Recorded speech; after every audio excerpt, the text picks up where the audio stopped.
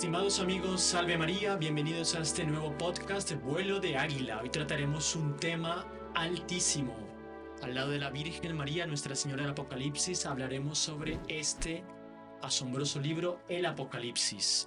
Estamos con el padre Carlos Werner, que nos va a explicar un poco al respecto de este libro. Tal vez este tema tenga más grabaciones, más capítulos al respecto de esto, pero hoy daremos una visión general de lo que es el Apocalipsis, este libro tan misterioso, pero también tan profundo y tan teológico. Salve María, Padre Carlos.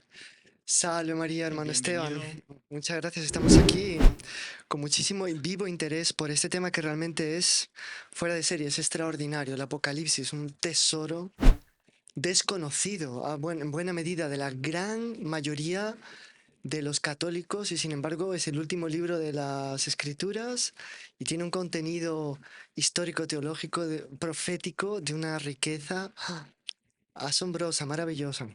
Fenomenal, Padre. Y al respecto de este libro, queríamos preguntarle varias cosas, las enunciaré todas para que más o menos los que escuchen sepan cómo va a ser, cómo se va a desenvolver este podcast. Primero, bueno, ¿qué es el libro del Apocalipsis? También en la parte litúrgica que aparece en el Apocalipsis, el autor, porque los medios, sobre todo los medios más académicos, se discute sobre su autor, el simbolismo.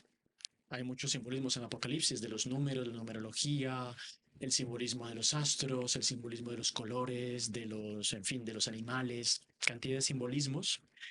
La cristología y la mariología en el Apocalipsis también. Las interpretaciones, cómo se puede interpretar el Apocalipsis, si alguien lo ha interpretado, si es interpretable, y su aplicación concreta a la historia de la Iglesia, porque el Apocalipsis narra hechos que sucederán, no sé si ya sucedieron, sucederán o no sucederán jamás. Pues todo esto también creo que sería interesante tratar al respecto de esto, Padre. Y bueno, si empezamos con el libro, Padre, ¿qué es el Apocalipsis? ¿Qué es el libro del Apocalipsis? Bueno, Apocalipsis significa revelación, es sacar fuera algo escondido. Por tanto, es una revelación de Jesucristo a los cristianos a través de Juan, que vamos a ver qué Juan es, para darles una visión de los acontecimientos terrenos vistos, sin embargo, como que desde el cielo y no desde la tierra. Que el cristianismo, con su fuerza de expansión inicial, después de Pentecostés, los milagros, el don de glosolalia, se extendía vigorosamente después con ese mensaje de amor, de caridad, que sorprendía al mundo pagano, pues conseguía nuevos catecúmenos, gente que se bautizaba y dejaba todo, abandonaba todo.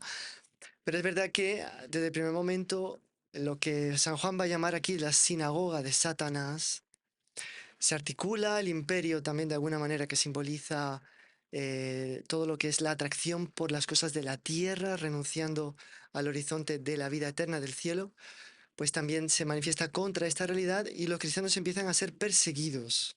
De hecho, el propio Juan, que escribe este Apocalipsis, está desterrado en Patmos, una pequeña isla que está cerca de Éfeso, que era en su época un puerto muy importante. Hoy en día, una ciudad que es prácticamente inexistente a no ser los restos arqueológicos que se han heredado. Pero Éfeso es una ciudad importante porque San Pablo le escribe a los Efesios, en Hechos de los Apóstoles, San Pablo se despide de los presbíteros de Éfeso de forma muy emotiva, porque les anuncia que no lo van a ver más y se abrazan. Y después San Juan va a hacer apostolado allí Claro. también. Probablemente la Santísima Virgen María también estuvo por allí. Y bueno, probablemente San Juan también su cuerpo está por Éfeso. Hay una tradición muy antigua que él abrió un hueco y él se hizo sepultar ahí y la tierra lo cubrió y manaba una tierra medio bendita que los peregrinos llevaban. Es una tradición también en Éfeso. En Éfeso. Bueno, entonces, este libro, ¿qué describe? Es una grandísima discusión a lo largo de los tiempos. Muchísima gente se ha preguntado, bueno, ¿qué quiere decir el Apocalipsis? A primera vista, para que lo lee, es un libro totalmente cifrado o encriptado. Claro. Aunque sea muy impresionante, impactante por el colorido, el movimiento, el dinamismo, las formas, los monstruos, los ángeles que aparecen, al final de cuentas, ¿esto qué viene a significar? Entonces, se presenta como un libro a primera vista encriptado. Es que es una persona que lee la Biblia, por ejemplo, si lee el libro de Tobías, lo lee fácilmente, es súper... Claro. sencillo de entender. Si lees el Evangelio, pues el Evangelio tiene unos pasajes más complejos, más teológicos, sobre todo el de San Juan, pero en general los sinópticos son una narrativa. El Apocalipsis aparece como em, una profecía, sí, claro, una clave de lectura de toda la historia de la humanidad, pero, o sea, al mismo tiempo encierra un misterio que dice, bueno, ¿y qué quiso decir esto? Claro. Y ahí viene ya otro punto que es la interpretación, ¿no? Porque está lo que dice y lo que ha de ser Exactamente, sí. O interpretado. sea, el libro empieza con su introducción, que es la primera aparición de Jesucristo a San Juan. Después de la aparición de nuestro Señor Jesucristo a San Juan, en la cual Él manifiesta, nuestro Señor manifiesta muchísimo su divinidad, no de una manera como nosotros la entendemos más bien hoy, que es heredera de la tradición escolástica, con la influencia de la filosofía griega, a modo muy hebraico, pero al mismo tiempo muy patente y muy claro. O sea, todos los atributos de Dios en el Antiguo Testamento, prácticamente todos, buena parte de los atributos que eran exclusivos de Dios en el Antiguo Testamento, recaen plenamente sobre Jesucristo en el Nuevo Testamento, perdón, en el Apocalipsis, ya desde el inicio. Interesante. O sea, el Jesucristo aparece con atributos divinos ya desde el inicio, que es el principio y el fin, un atributo divino en el Antiguo Testamento, y así va, muchos otros. Entonces está esta primera aparición, después la revelación sobre las 7 iglesias, que según la casi unánime interpretación de los autores que he podido leer, que son 6 o 7, realmente existían, o sea, eran iglesias reales, concretas, que San Juan conocía y a las cuales nuestro Señor dirige un mensaje siguiendo un esquema muy parecido, eh, pero específico para cada una y que si uno va después a leerlo con ojos históricos, pues representan la realidad de aquel momento de una manera impresionante. A uno dice, está ahí el trono de Satanás, que había un templo dedicado al emperador, que el emperador se hacía llamar Dios. Entonces, como que hay un montón de referencias que parecen encriptadas, pero que ya gracias a tantos estudios pues, teológicos, bíblicos, arqueológicos, hoy en día encuentran plena explicación. Y los Interesante. restos arqueológicos que se van encontrando de estas ciudades van confirmando las grandes tentaciones que los cristianos que habitaban en ellas tenían por cuenta de la seducción del mundo. Entonces, las 7 iglesias es un mensaje en que o escoges a Jesucristo y con él la recompensa, el cielo. Él siempre dice, al vencedor le daré. Y habla de una recompensa, que son metáforas, imágenes muy bellas, que nos recuerdan la vida eterna y nuestra unión con Dios en el cielo. O seguimos al mundo y al Señor del mundo, que es Satanás, y entonces nuestro Señor vendrá a juzgar. Él viene con poder y va a juzgar a su iglesia. Entonces, primero, por tanto, es una especie de rayo X, ¿verdad? Una especie de radiografía del estado de estas 7 comunidades que realmente existieron. Sin embargo, todos los autores también admiten unánimemente que ellas han quedado como comunidades un poco típicas. Claro. De tal manera que la iglesia a lo largo de todos los tiempos, de una u otra manera, sufre tentaciones Similares. semejantes. Y nuestro Señor, cuando uno abre el libro y lee las 7 iglesias, nuestro Señor le habla a uno y le habla a la iglesia de uno aquí ahora también. Claro. Porque este libro tiene esa característica que tiene diversos círculos concéntricos, ¿no? Entonces sí, le habla a las 7 iglesias plenamente, totalmente, se prueba de forma histórica o arqueológica, pero le habla a todas las iglesias de todos los tiempos, es muy bonito. Después de eso viene los otros capítulos en los cuales se montan 2 escenarios espectaculares. Y que esto, allá a mi pobre entender, y aquí lo dejamos así en ese nivel, pobre entender, porque no... Son 2 escenarios en los cuales se manifiesta la creación en el primero y en el segundo la redención. O sea, esta separación que después los escolásticos van a llamar opus conditionis, opus redentionis, o sea, la obra de la creación y la obra de la redención se van a manifestar plenamente en estos 2 escenarios. Primero aparece claramente Dios sentado en el trono, del color de piedra de cornalina, que es roja más o menos, todo el rojo va a tener todo un significado. Claro. Ojo, un significado positivo y un significado negativo, porque es otra característica del Apocalipsis, las antinomias. El cordero tiene a la bestia, la mujer vestida de sol tiene a la mujer sentada sobre una bestia, que es la prostituta, después va a llamarse Babilonia. Entonces son los contrastes y que a veces se usan los mismos colores y características parecidas para los personajes, aunque ellos sean profundamente distintos el uno del otro. ¿Mm?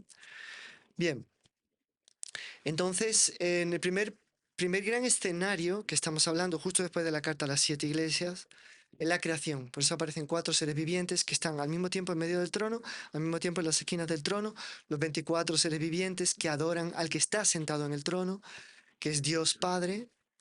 Bien, y de este escenario se pasa al siguiente porque aparece un libro que está sellado, y que está escrito por delante y por detrás, cosa que en general no hacían, que era un poquito, eh, o sea, o cuando había mucha materia que escribir, o cuando había poco cuero. El cuero era muy caro. O sea, hacer un pergamino había que matar no sé cuántos corderos para conseguir hacer un pergamino, o sea, carísimo. Pero, digamos que este está escrito por delante y por detrás, quiere decir que tiene mucha información, muy rico, muy abundante información. ¿Y esto quién lo abre? Y a partir de ese momento se inaugura el segundo escenario. Aparece el Cordero que va a abrir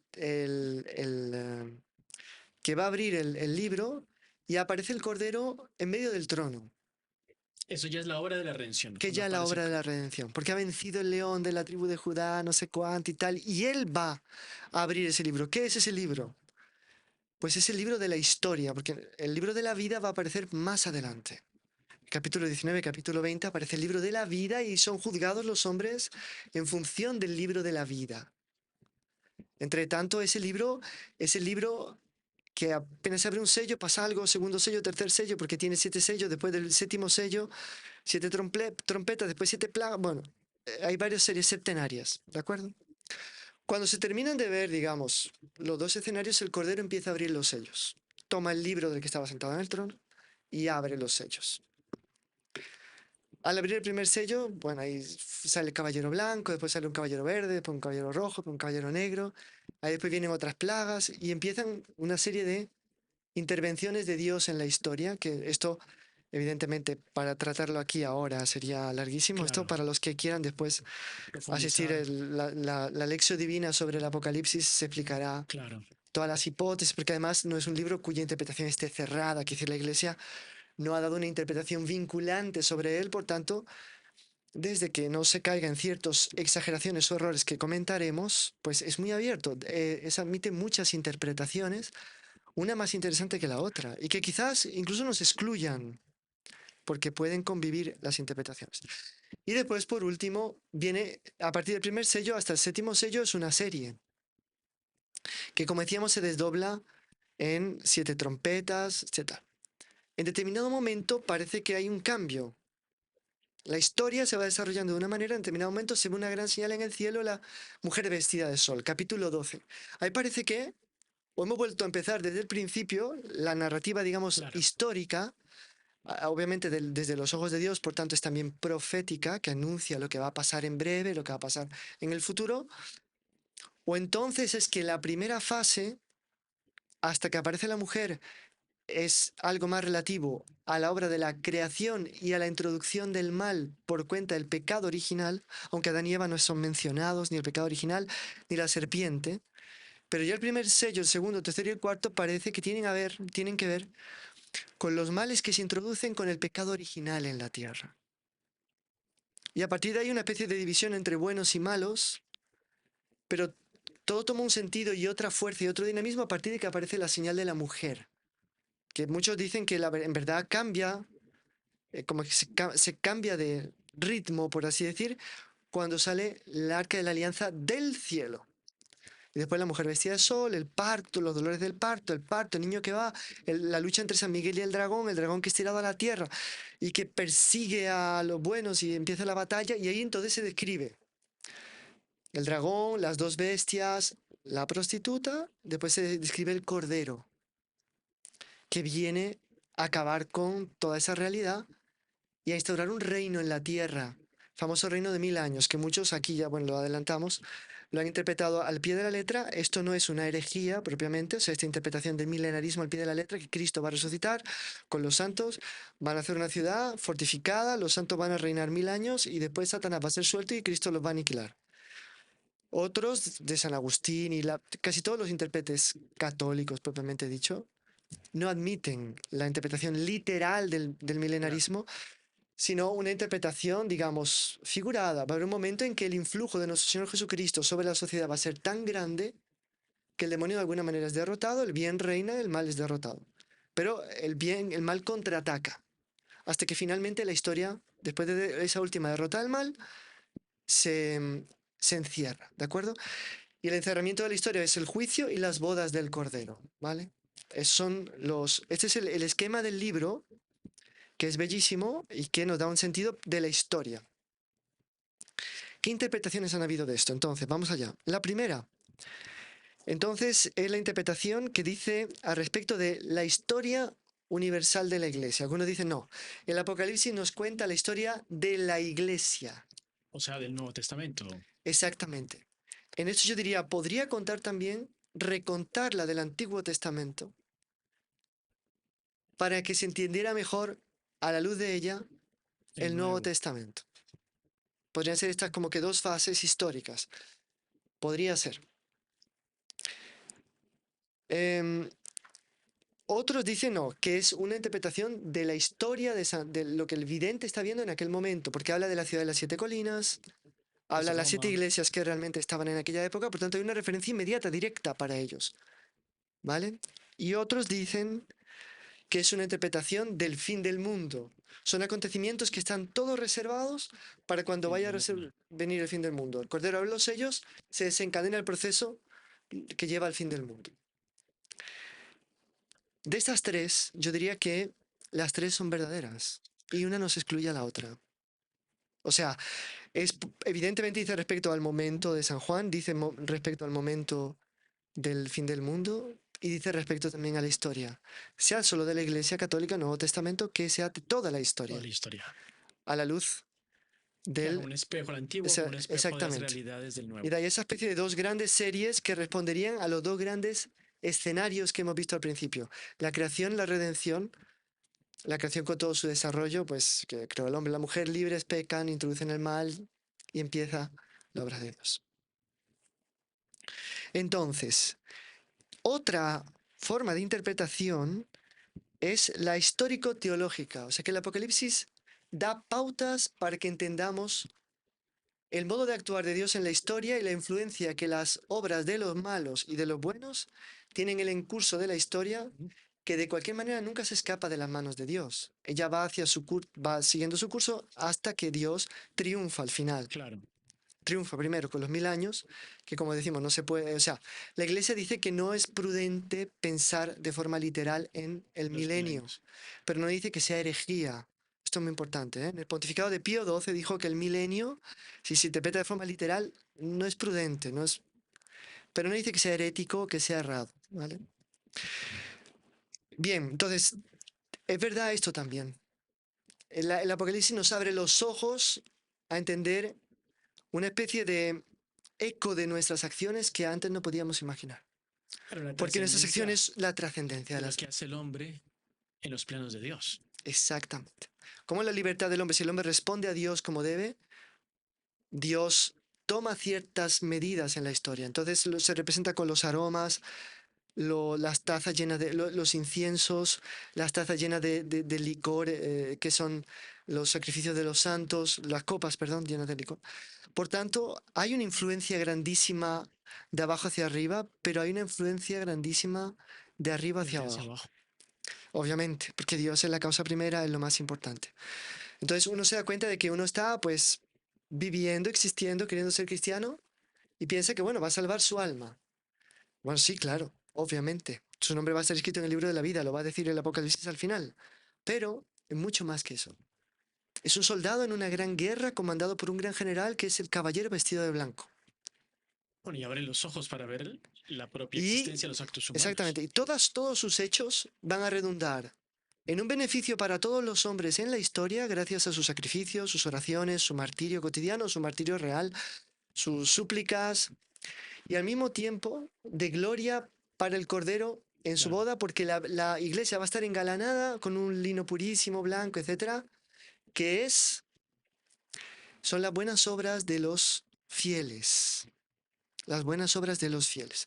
Por tanto, la acción de todas las acciones nuestras tienen una consecuencia que va mucho más allá de nuestro cortísimo horizonte. claro. Digamos que el Apocalipsis es como si lo elevasen a uno y lo hiciesen ver con ojos de águila, o sea, pudiendo ver al mismo tiempo un panorama inmenso y pudiendo focalizar, que el águila focaliza, ¿no?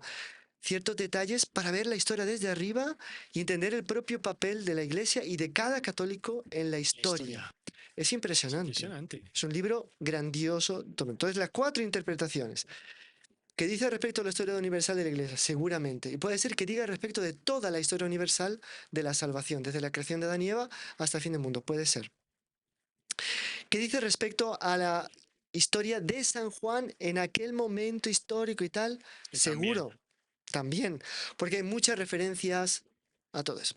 ¿Qué dice respecto al fin del mundo? También. ¿Qué dice respecto al triunfo del bien en esta historia, en esta tierra? También.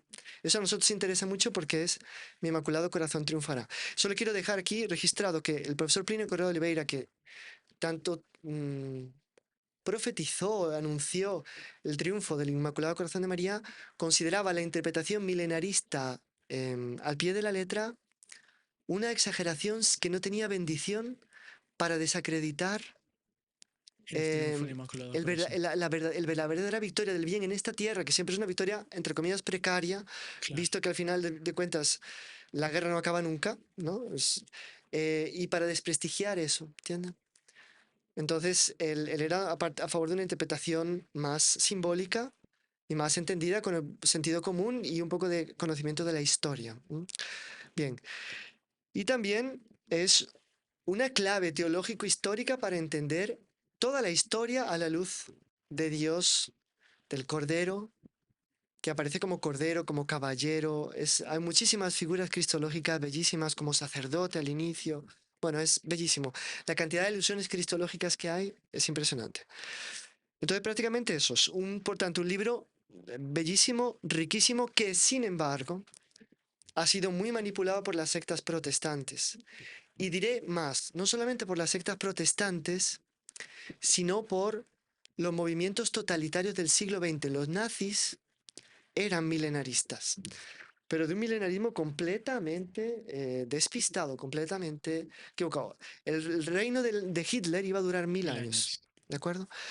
Además Em, que era un reino, una victoria humana, que es todo lo exacto, contrario del era un reino Apocalipsis. totalmente terreno, de bienestar terreno, de riquezas terrenas.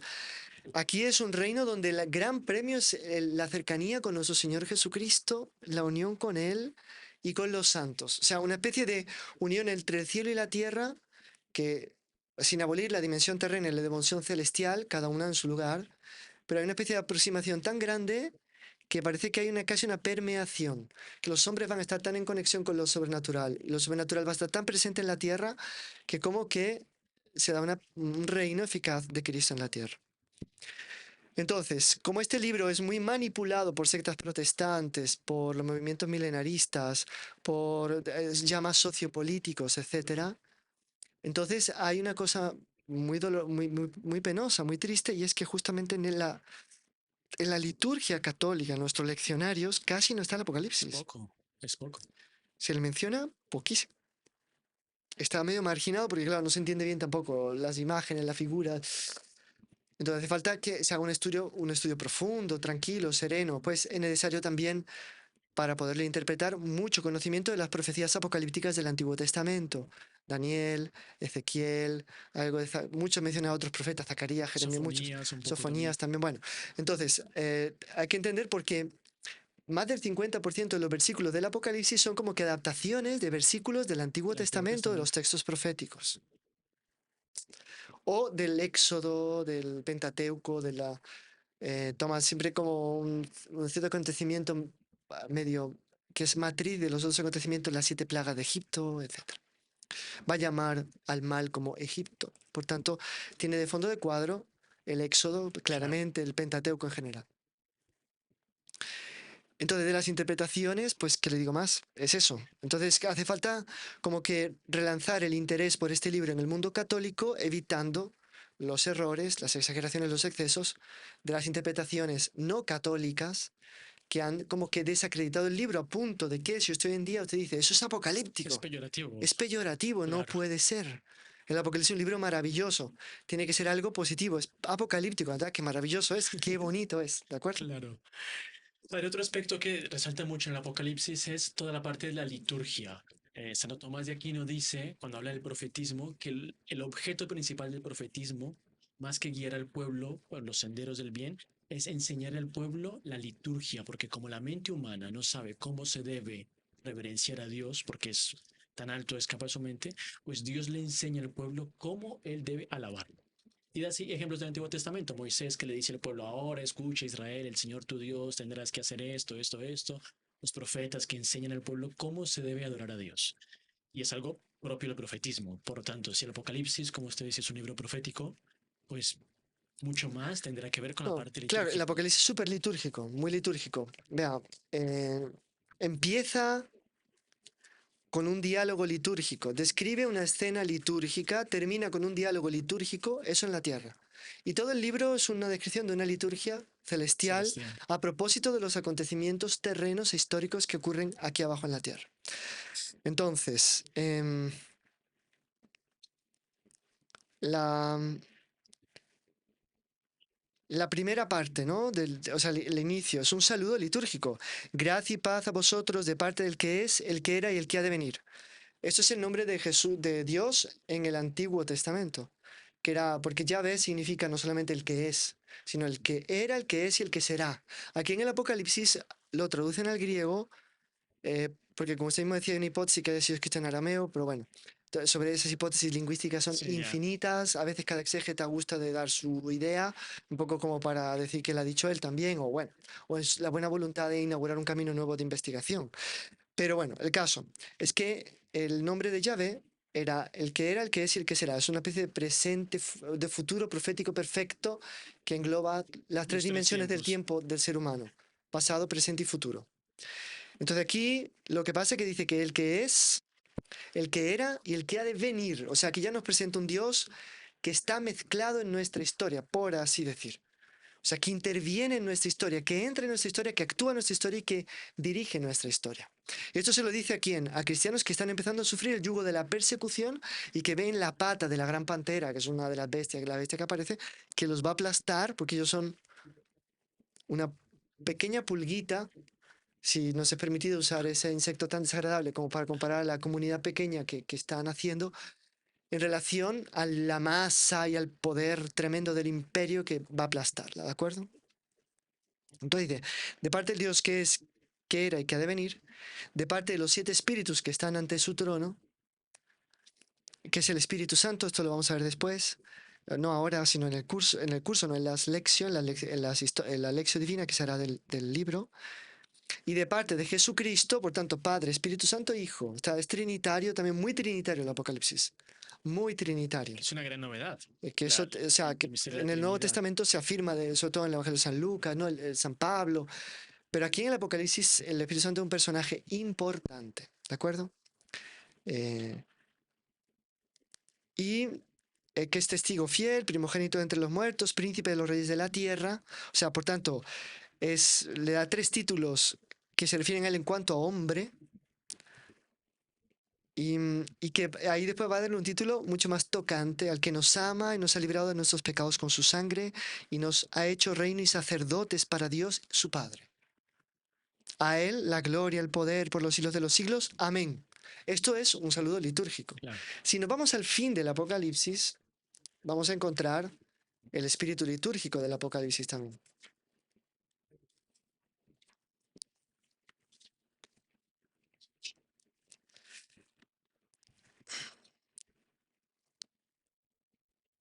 Terminando. Yo, Jesús, he enviado a mi ángel para dar testimonio de esto a las iglesias. Yo soy la raíz y la descendencia de David, la estrella radiante de la mañana. El espíritu y la esposa dicen, ven. otro diálogo litúrgico. Y quien lo oiga, diga, ven. Y quien tenga sed, que beba. Y quien quiera, que tome el agua de la vida gratuitamente. Y dice el que da testimonio de estas cosas, sí, vengo pronto, amén. O sea, inicia con un saludo litúrgico, termina con una especie de despedida litúrgica, Litúrgica. invocación de la venida, que es una despedida litúrgica. ¿Y qué nos cuenta? Pues en esos grandes escenarios vamos a encontrar la liturgia del cielo, que después la vamos a volver a encontrar a cada paso del Apocalipsis. De la liturgia del cielo a los acontecimientos de la tierra. ¿Mm? Por eso la liturgia que desarrollamos aquí en la tierra es un momento de cielo, porque como que nosotros nos Interesante. trasladamos al cielo donde están en liturgia perpetua y de la liturgia del cielo mueven los acontecimientos de esta tierra.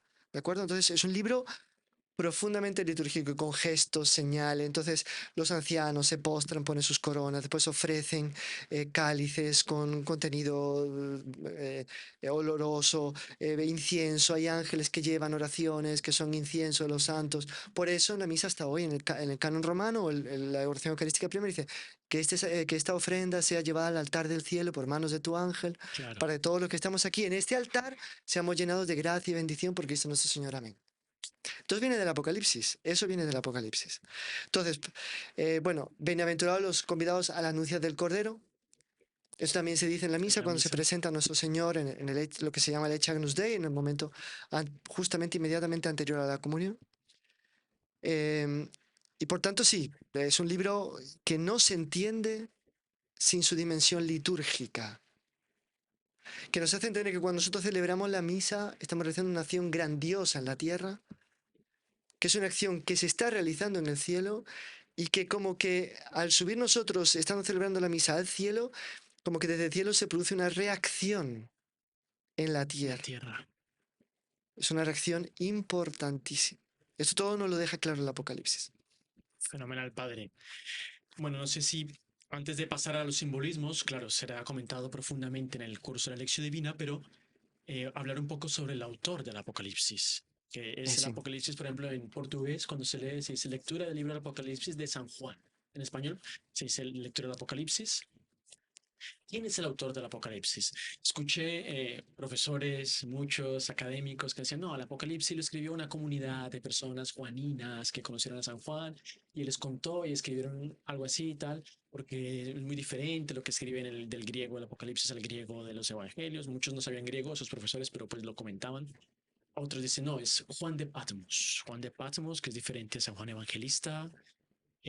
Otros niegan que el Evangelio es de San Juan Evangelista, también que es la comunidad de Juan, de Juanina también. Sí, sí. Entonces, si pudiésemos, Bueno, entonces, sobre el autor, vamos allá. Vea, lo más importante del libro no es su autor. El autor no es dogma de fe, se puede claro, discutir, en algunos casos al menos, ¿no? En otros casos sería un poco temerario porque hay tanta prueba, tanta tal, pero no es dogma. Lo que es de fe es que estos libros son divinamente inspirados. O sea, el autor principal, que sería el Espíritu Santo, en cuanto que lo que dice San Pedro en su epístola, ¿no? Fueron hombres que, inspirados, movidos por el Espíritu Santo, escribieron de parte de Dios. Que el autor principal es el Espíritu Santo, que ha escrito estos libros, ¿de acuerdo? Eso es lo más importante. Pero sobre el autor en concreto, entonces sí, están los que defienden que sea San Juan Evangelista, los que defienden que es otro Juan, que no tiene nada que ver con San Juan Evangelista. Vamos a entender el origen de esta disputa. Hoy en día, con la tendencia eh, histórico-crítica que hay en los ambientes bíblicos, un poco que nos ha contagiado un poco el protestantismo mm, más, más científico, casi ateo, que claro, llega pues al final de cuentas a poner en duda tanto la escritura que al final la niega, o sea, renunciando completamente al dato, a la fe, pues llega a poner en duda totalmente casi la escritura, que está equivocado. En los ambientes católicos ese espíritu crítico de la corriente histórico-crítica se ha alineado mucho con la segunda hipótesis. Juan de Patmos no es San Juan Evangelista. Pero digamos que fue unánimemente creído en la Iglesia Católica que era San Juan Evangelista llegaron hasta estos, inicio del siglo XIX tranquilamente, o sí. no mucho más allá de eso. Pues por lo tanto, la tradición de la iglesia le atribuyó siempre Pero San ¿por Juan. qué? ¿Por qué? Porque tiene un motivo de ser, no es porque porque, bueno, vieron Juan, San Juan, ya está. No. El caso es que hay dos testigos Interesante. de cierta autoridad moral que hablan de San Juan como autor, que están muy cercanos a la fecha en que se supone que se escribió el libro. Porque parece que en el arco del imperio de Diocleciano, ¿no? Si no me engaño, es que Sí, son estas persecuciones. Diocleciano fue hasta el 96, se cree que San Juan escribe ese libro, pues, ¿cuándo? 93, 94, 95, 96, por ahí. Entonces, ¿qué pasa? Y el Evangelio lo habría escrito después, todavía, ya muy anciano realmente. Entonces, ¿qué pasa? Que hay dos testimonios, uno que muere en el año 165, o sea que podía estar vivo, muy niño, claro. cuando San Juan lo escribió, que es San Justino, el famoso filósofo que se convierte al cristianismo y muere mártir y tiene sus diálogos o disputas con el judío Trifón. ¿De acuerdo? Y ahí él dice que fue Juan Evangelista que escribió el El Apocalipsis. Apocalipsis. ¿De acuerdo? Irineo, obispo de Lyon,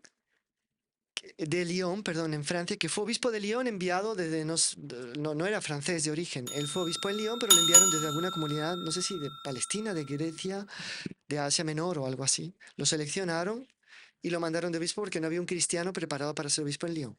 Él fue obispo en Lyon del 177 al 202. Entonces También vemos, muy reciente. o sea, él murió 100 años después, digamos así, más o menos de San Juan. Por tanto, no está tan lejos. Si usted va a pensar en, en si, prácticamente este servidor está a 100 años de la muerte de su bisabuelo, Claro. ¿va? Que lo mataron en la guerra civil, pero bueno, estamos llegando, casi 100 años.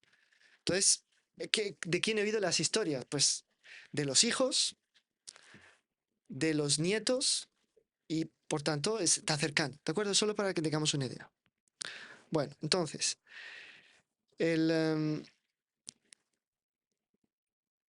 estos dos, que además son santos, son padres de la iglesia, son muy considerados, muy reconocidos.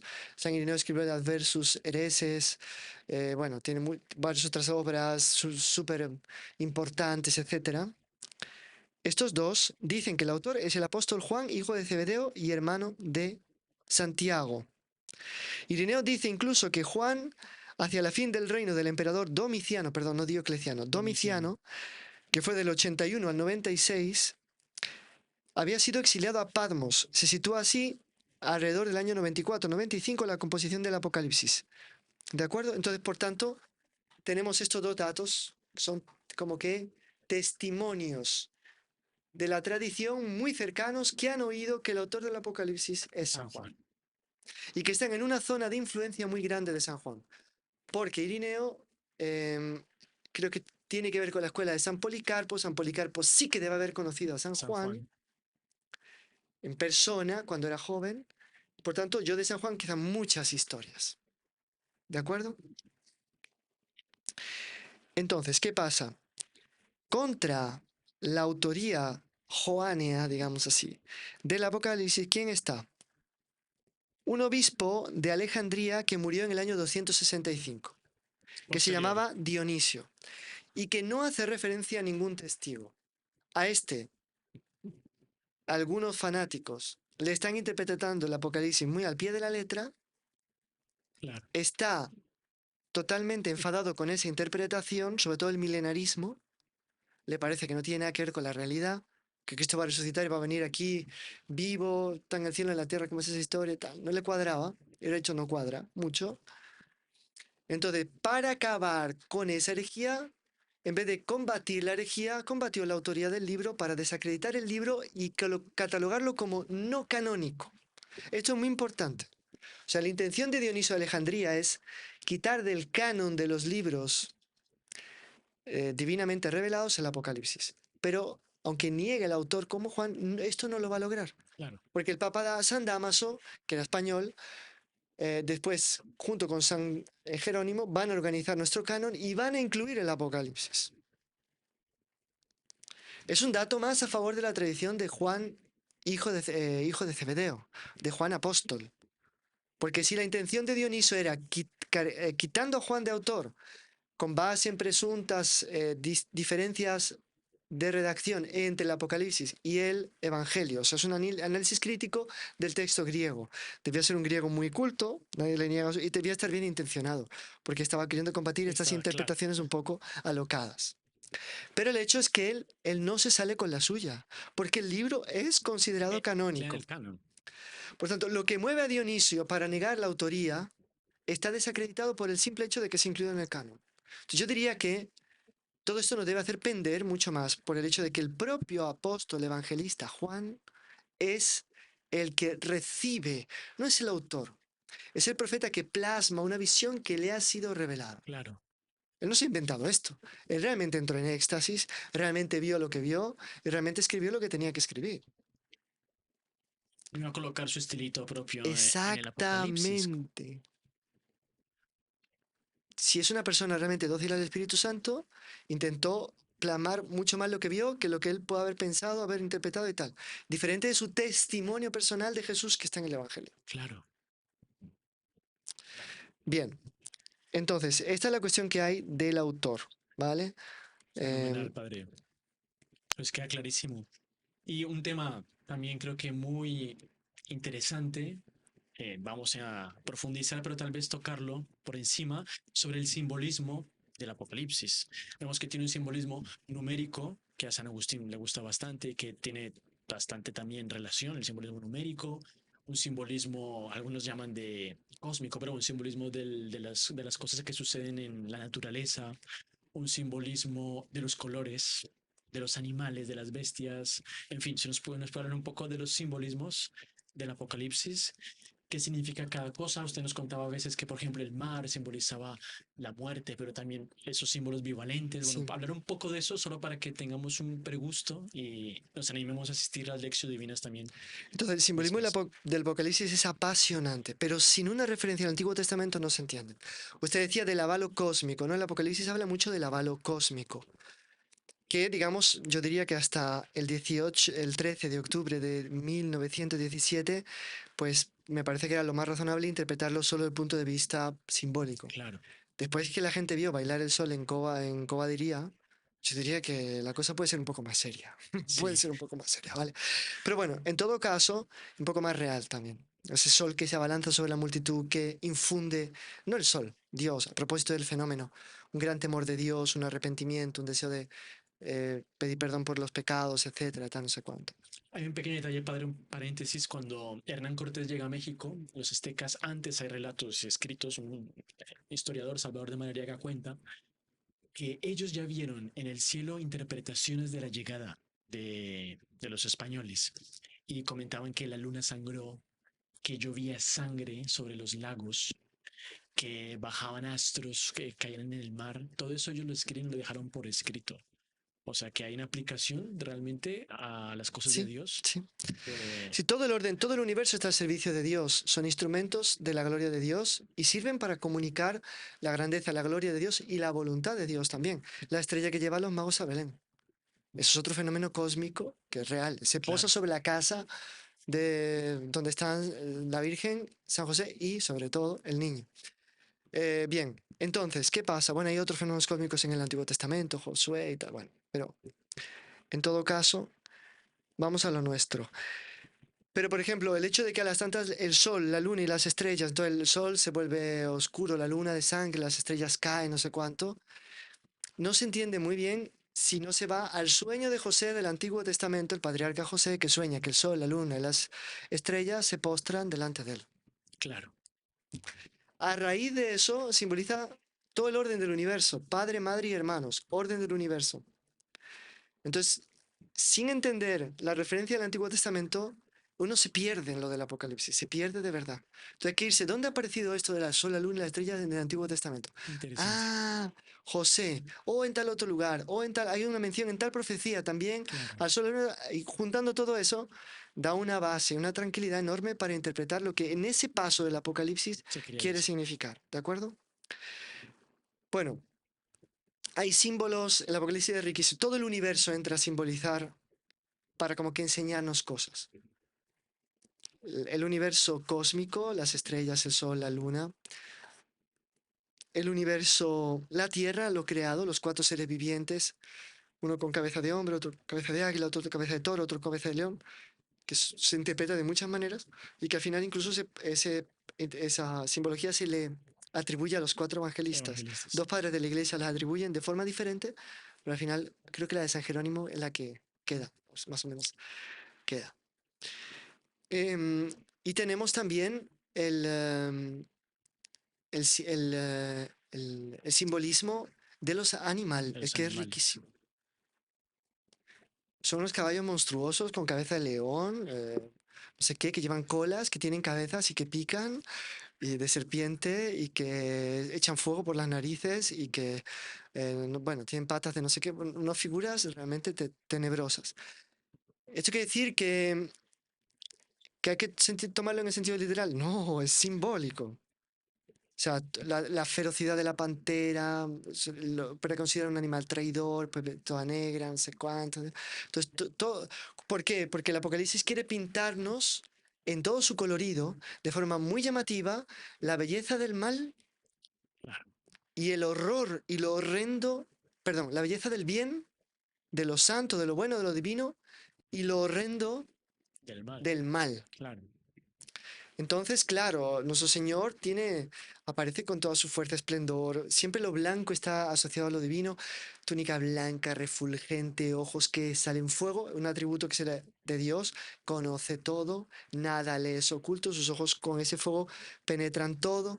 Pies de bronce, lo contrario del gigante que vio Nabucodonosor, que tenía pies de De barro. barro. Entonces, la seguridad absoluta para un cristiano que está siendo perseguido, que está en la cárcel, que lo van a degollar o lanzar a las fieras, saber que tu rey está vivo, estuve muerto pero estoy vivo y tiene pies de bronce y dice, bueno, yo voy a la muerte, pero eso tiene un sentido. Y en el libro va a darnos ese grito en el capítulo 6, pues capítulo 14, pues capítulo 18, el grito de los mártires que piden venganza. Pues también nos están masacrando, entonces que el mal va a vencer. No, todo tiene un sentido. Esperad un poco, que ya viene la venganza y tal. Bueno, una venganza obviamente santa, no una venganza mala, egoísta o traicionera como la que conocemos, fruto de nuestro amor propio, de nuestro resentimiento, que esa está muy mal. Una venganza santa en el sentido de un revide, una respuesta de Dios al mal hecho. Y después va a aparecer la bestia que tiene todos los atributos, pantera, no sé cuánto, serpiente, dragón, todos los animales más considerados más símbolos del mal en todo su colorido y tal, su capacidad seductora, su poder, que es un poder que al final de cuentas se aniquila con un soplido, porque nosotros sopla y acaba con ellos, pero que aparentemente es gigantesco y tal. Entonces, al mismo tiempo nos da un amor al bien por su belleza, su fuerza y su poder, y un horror del mal por su horror, su fealdad y porque todo su poder, toda su fuerza, toda su seducción es en el fondo mentiroso y acaba en un desastre completo. Claro. Entonces el Apocalipsis también, a través de su simbología, separa bien y mal, pero separa también el destino del bien y del mal. El bien va a triunfar, va a vencer, el mal va a ser derrotado, va a ser aplastado, va a ser aniquilado, va a ser arrasado y con relativa facilidad. Nosotros no va a tener que, no sé, entrenarse durante 1000 milenios para tener fuerza y músculo para derrotar a mal. No, él aparece en su caballo, señor de señores, rey de reyes, con la espada que sale de su boca, que es la palabra, con un soplo, un aliento de su boca, el mismo aliento con que creó a Adán y Eva, lo usa para destruir el mal. El aliento viene a significar la facilidad, ¿no? Porque lo que se hace con un soplido es tan fácil, ¿no? Entonces, bueno, esto es un poco la idea del simbolismo que en la Alexio pues lo veremos con mucho detalle, o Claro. sea, qué simboliza esto, que entonces son como saltamontes que al mismo tiempo tienen dientes de no sé qué y arrasan con todo, cabellos de mujer, cola, no sé ¿qué está pasando aquí? Entonces son atributos del mal, y cada uno de esos atributos causa un efecto, en algunos casos tentador, seductor, en otros casos destructor por mandato de Dios. Ese momento en que el mal, con su aparente poder, se convierte en ministro de Dios para castigar a los malos. Claro. Porque este es un libro en que a medida que va pasando el tiempo, los que están marcados con la señal de la bestia son los que sufren, los que están marcados con la señal del cordero son protegidos. Tal cual. Entonces, es algo muy impresionante también esto. ¿Mm? ¿Y qué más? Bueno, y hablar de la Mariología del Apocalipsis, porque en el Antiguo Testamento hay muchas referencias a la Virgen María, muchas prefiguras de la Virgen María. En los evangelios pues se nombra poco, pero creo que en el Apocalipsis sí que Nuestra Señora tiene un papel primordial, Sí. fundamental, Entonces, que, la figura de la mujer vestida de sol que está en el capítulo 12 ha sido interpretada por muchos, incluso por San Agustín, vamos a decirlo claro, como una figura bivalente, María e Iglesia. Sobre todo, Iglesia. Porque como la mujer, la prostituta, va a ser Babilonia, claro, toda una relación entre la prostituta y la ciudad de Roma, que representa todo el imperio y el poder del mal egoístico que exalta al hombre y endiosa al hombre. Entonces, necesariamente la mujer representa la ciudad. Entonces, esta es una interpretación válida, corriente. Sin embargo, nosotros vamos a proponer una interpretación que hemos visto en un exégeta americano muy bueno. Pitre, es muy interesante y con todas las referencias del Antiguo Testamento lo deja bastante bien allanado el camino para entender que, sin embargo, la mujer vestida de sol, el capítulo 12, es la Virgen María. Es la Virgen María en su calidad de corredentora, o además. sea, mucho, El Apocalipsis sería el libro que abre paso de forma determinante al dogma futuro que esperamos todos de la corredención mariana. Eso lo explicaremos mejor en la claro, lección, ahora no, no se no lo tenemos mucho pierdan. más tiempo, porque no se está acabando. El caso es que esta mujer, que puede ser, según las interpretaciones de este exégeta, que son bellísimas, puede ser la Virgen María primeramente, sobre todo ella, en su calidad de corredentora, que lleva el extremo de su participación a la propia resurrección del cuerpo de Jesús. Porque el cuerpo de Jesús era lo único que Jesús tenía que redimir, entre comillas. Santo Tomás dice que una cierta redención tenía que caer sobre su cuerpo, que era mortal, y tenía que transformarse en inmortal. Es lo único. Y al hecho de ella darlo a luz resucitado, Claro, dolores de parto que son obviamente simbólicos, y él ya sale resucitado con el cetro de hierro para aplastar las naciones, que está en el Antiguo Testamento, el cetro de hierro con que se rompen las vasijas, por tanto que da un señorío absoluto sobre la vasija simboliza el barro del hombre, ¿no? Un poder divino que puede destruir al hombre malo. Bien, significa que la Virgen lleva a su extremo de corredención hasta haber cooperado con la propia resurrección del cuerpo de su hijo. Sería la segunda vez que ella le da a luz. La primera, virginalmente en su seno purísimo. La segunda, em, la segunda, la vez que le da a luz espiritualmente, pero haciéndole recuperar su cuerpo glorioso. Tiene una dimensión y relación con el cuerpo de nuestro Señor también. Y en el cuerpo de nuestro Señor, con todos nuestros cuerpos. Digamos que nosotros tuvimos una madre que nos dio a luz para esta tierra, que es fulanita de tal, y una madre que nos dio a luz con dolores de parto espirituales en su corazón, para la vida eterna, pero no solamente al alma, también al también el cuerpo. cuerpo, o sea, lo que Nuestro cuerpo va a resucitar porque ella nos dio a la luz, nos hace hijos de María con toda con propiedad, toda propiedad, cuerpo y alma.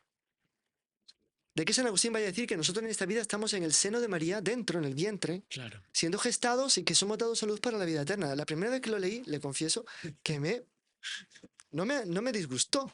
Pero usted dice, San Agustín, pues, esto vale porque era él que lo decía. Si lo decía otro, a ver quién se atreve, ¿no? Es impresionante. Pero uno le encuentra todo su sentido ahí. Y es bonito la antinomia que hay entre la Virgen, una mujer vestida de sol, corona, vea, el sol otra vez, 12 estrellas, la luna bajo los pies. Es una de las tantas veces que aparece sol, luna y estrellas en el Apocalipsis. Aquí aparecen el sol, que ahí sería más Dios, está totalmente en la mujer, o sea, está vestida de Vestida de sol, o sol. sea, la Virgen está divinizada de alguna manera. Es la participación de todas las escrituras en la divinidad mediante la gracia, esto es un principio católico. Nosotros no somos dioses de forma gnóstica, o sea, en sentido absoluto, literal, pero sí hay una misteriosa participación en la divinidad que nos es dada con la gracia que llega a plenitud en la vida eterna y que la Virgen la tiene en su máximo grado, que es un misterio que todavía no sabemos definir bien cómo se explica bien eso. Sabemos que no es una equiparación, pero es algo tan alto que un poco nos escapa. ¿vale? Entonces, la Virgen aparece vestida de sol, coronada de 12 estrellas, reina de la iglesia, los 12 apóstoles, puede ser una interpretación, con la luna bajo sus pies, las preocupaciones de las cosas de la tierra que la luna a veces simboliza. Ella está posada sobre la tierra, dominando la tierra vestida de sol, dominando las preocupaciones temporales. Entonces también aparece ella como reina de la historia, reina de la tierra, reina del universo. Título que le fue dado por Pío XII después en 1954, si no me engaño. Bien, ella pasa por dolores y da luz al Hijo resucitado. La prostituta, vamos a ver ahora la mujer, capítulo 17. Está San Juan todavía describiéndonos el campo enemigo, cómo es el demonio, cómo se organiza, las bestias que hay, tal y cual, no sé cuánto. Aparece la segunda bestia, que es una especie de falso profeta o anticristo, una especie de infiltración del mal en la iglesia, que ayuda a los católicos a derivarse hacia la bestia, entonces prestarle culto al imperio siendo católico, Claro, porque tiene 2 cuernos de cordero. Es la única vez que aparece el anticordero, la única vez que se usa cordero en el Apocalipsis no referido a Cristo, y la palabra cordero se usa más de 30 veces en el Apocalipsis. Pues bien, entonces dice, capítulo 17, está mostrándonos el campo enemigo. Entonces, uno de los ángeles que tenía las 7 copas habló conmigo diciendo, ven. Ven que te voy a mostrar el juicio de la gran prostituta, la que está sentada sobre muchas aguas, con la que han fornicado los reyes de la tierra, la que ha emborrachado a los habitantes de la tierra con el vino de su prostitución. Todo esto tiene un simbolismo, evidentemente, o sea, es Roma en ese momento, es cualquier imperio terreno que atrae las atenciones a los placeres de esta tierra, al dinero, al poder, a la fama, todas las glorias terrenas, desviando de Dios, pero exigiendo una adoración, un doblarse, un claro. culto indebido a algo humano al que se le atribuye algo de divino. Em, y fui arrebatado en espíritu a un desierto. Lo mismo, el desierto tiene doble simbología. Cuando es la Virgen María, la mujer vestida de sol, ella también va a un desierto. Y desierto en el Apocalipsis tiene un sentido muy contrario de lo que nosotros entendemos por desierto. Porque desierto para nosotros es un peladero de gatos Un donde sitio hay hostil. sed, muerte, aridez total, sol y frío por la noche. O sea, una cosa terrificante. No, aquí el desierto es un lugar privilegiado e inaccesible. Entonces, la Virgen tiene su desierto para encontrarse con Dios. La mujer mala, la mala mujer, la prostituta, tiene un desierto también. Ella se ha construido una seguridad terrena, pero la va a perder. La Virgen no la va a perder. El cosmos incluso la va a ayudar para que ella no la pierda. Va a vencer junto con el Cordero, pero ella Lo pierde. va a derrotar. Y ve allí una mujer sentada sobre una bestia de color escarlata, color rojo, un rojo muy llamativo. Este era el color que usaban las mujeres públicas para llamar la atención de los clientes, un rojo muy vivo. Entonces las personas que iban a los mercados, tal, cuando veían mujeres vestidas así, sabían que esas mujeres estaban accesibles. Entonces, el color de la prostitución. Cubierta de títulos blasfemos. La bestia, ¿no? Que tenía 7 cabezas y 10 cuernos. También vamos a explicar el simbolismo del 7, eso en la lección, de las 10 cuernos también, de qué significa el cuerno también.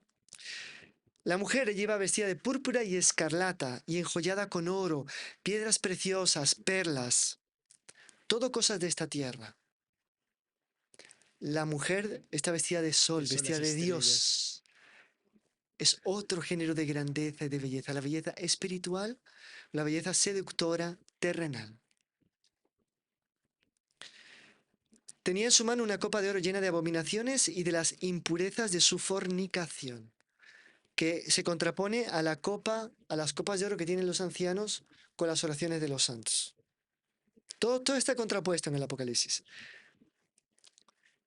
En la frente llevaba escrito un nombre misterioso: la Gran Babilonia, madre de las prostitutas y de las abominaciones de la tierra.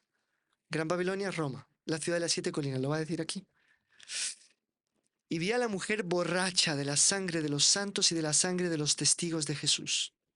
Vea que hace, esto es importante. Sangre de los santos, y sangre de los testigos de Jesús. Diferencia. Diferencia Antiguo y Nuevo Testamento es una Claro. pregunta.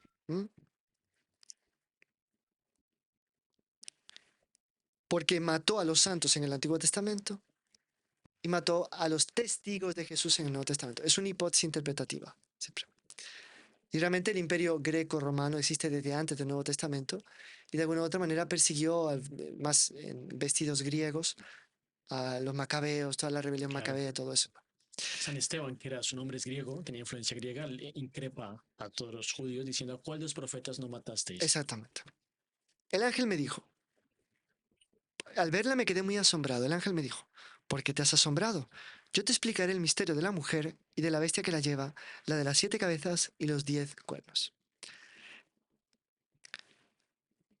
Entonces, bueno, aquí empieza con toda una cuestión complicada. Lo vamos a leer solo para que la gente vea cómo no es fácil, ¿no? La bestia que has visto era, pero no es. Va a subir del abismo para ir a su Amén. ruina. Palabra. ¿Qué significa esto? En la lección intentaremos explicarlo. No se lo pierdan, ¿eh?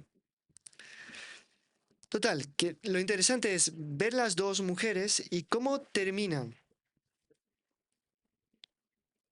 Ahí que combatirán contra el Cordero, pero el Cordero los vencerá, porque es de Señor de señores, de Rey de reyes, con él los llamados, elegidos y fieles. Entonces dice, los 10 cuernos que has visto y la bestia, estos aborrecerán a la prostituta, la dejarán asolada y desnuda, que es otro simbolismo unívoco del Apocalipsis, el vestido y la nudez. La nudez, símbolo de humillación, de desprecio de Dios, de pérdida de su propia personalidad, y el vestido, vestida de sol. Claro. Tú vea, ella está vestida de sol, la otra va a quedar desnuda. O sea, el contraste, ¿lo ve? Entre la Virgen y la bestia. Es muy bonito, es súper bonito. Y se comerán su carne y la destruirán con fuego.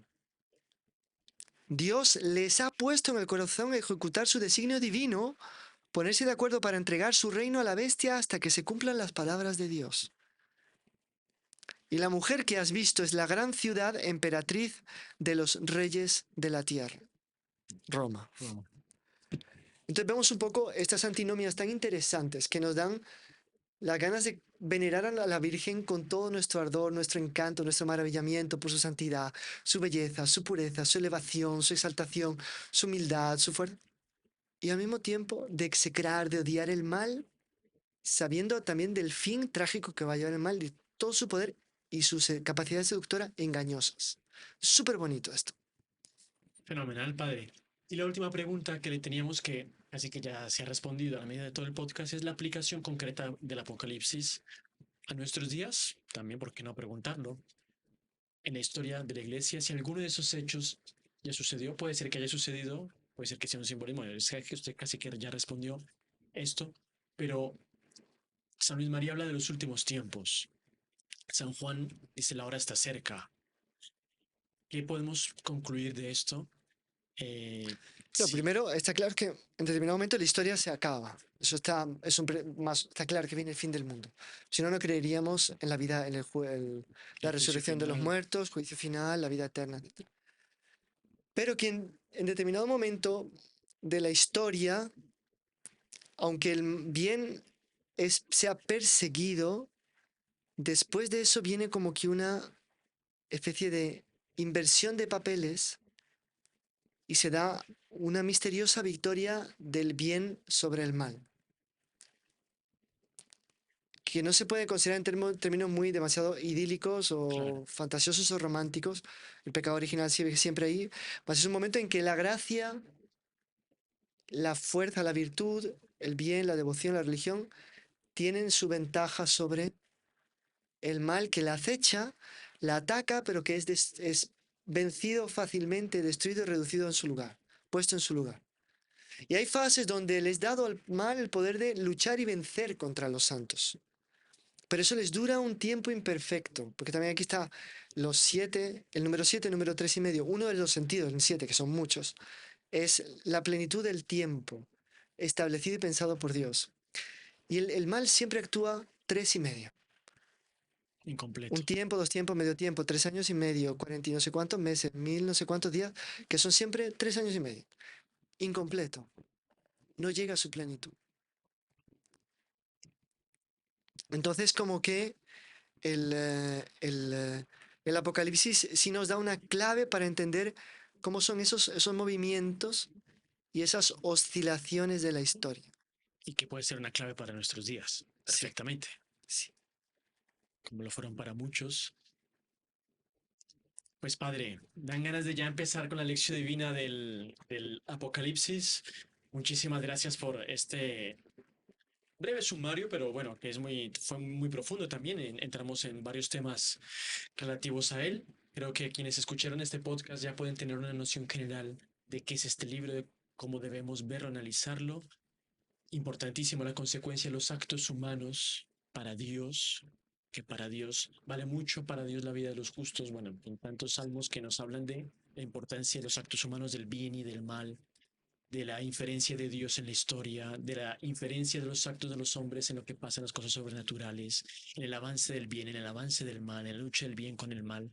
Todo esto que para un católico es importantísimo, no solo su salvación, que entra su salvación en todo esto y su misión y su vocación. Se habla mucho de vocación como familia, como sacerdote, pero también sí que hay una vocación para intervenir en los planos de Dios. Claro. Y eso está muy claro en el Apocalipsis. Entonces, Padre, pues muchísimas gracias y a todos los que nos oyen, no se pierdan las lecciones que habrá sobre este tema y compartan este primer podcast que seguro que abrirá los horizontes a todos los que lo oigan para poder ver, penetrar en todo ese mar incontenible que es la revelación de San Juan en el Apocalipsis. Padre, terminamos con su bendición. Claro que sí, vamos a pedir por intercesión de la Virgen Santísima, vestida de sol, que se muestra en lo más grandioso de su grandeza, por intercesión también del apóstol San Juan, la bendición de Dios Todopoderoso, Padre, Hijo y Espíritu Santo, descienda sobre vosotros y permanezca para siempre. Amén. Salve Salve María. María. Soy el padre Manuel Rodríguez de los Heraldos del Evangelio y le vengo a hacer una invitación muy especial, un curso para descubrir la verdadera devoción a Nuestra Señora y poder consagrarse a ella. Es enteramente gratuito, online, y lo único que tiene que hacer para participar es hacer clic. Tal vez Nuestra Señora le está queriendo hacer un regalo venido del cielo. Tal vez le quiere regalar su propio corazón. No deje de hacer clic para participar.